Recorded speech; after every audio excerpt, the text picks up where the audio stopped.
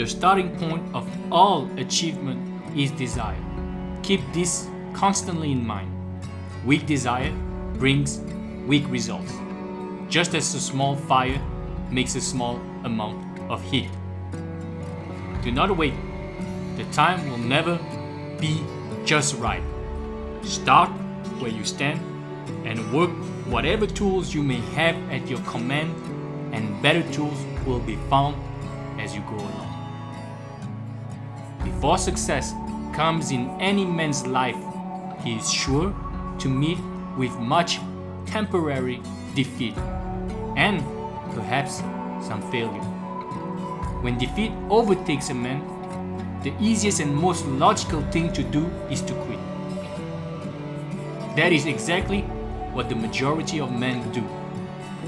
More than 500 of the most successful men this country has ever known told the author their greatest success came just one step beyond the point at which defeat had overtaken them. Every adversity, every failure, every heartache carries with it the seed of an equal or greater benefit. I will eliminate hatred, envy, jealousy, selfishness, and cynicism by developing love for all humanity, because I know that a negative attitude toward others can never bring me success.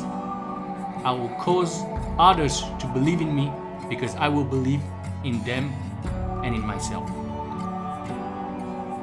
There is a difference between wishing for a thing and being ready to receive it. No one is ready for a thing until he believes he can acquire it.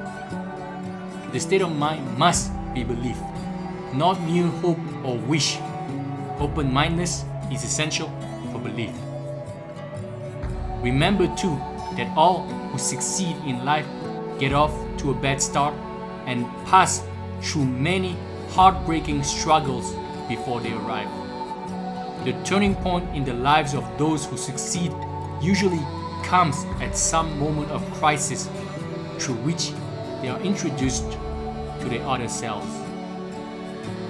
A genius is simply one who has taken full possession of his own mind and directed it toward objectives of his own choosing, without permitting outside influences to discourage or mislead him. Whatever the mind can conceive and believe, the mind can achieve regardless of how many times you may have failed in the past or how lofty your aims and hopes may be.